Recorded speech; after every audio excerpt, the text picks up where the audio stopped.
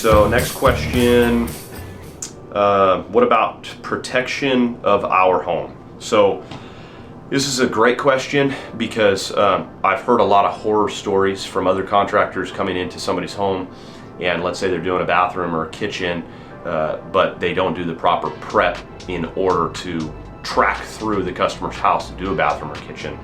So it doesn't matter if it's upstairs, downstairs, or if it's adjacent to the entry door, or if it's all the way across the house.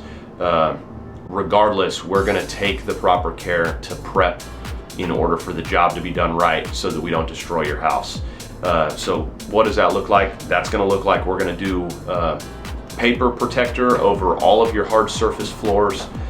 We're going to do like the carpet protector, the plastic that goes over the carpet that's mildly adhesive, that sticks on the carpet so that we don't ruin your carpet.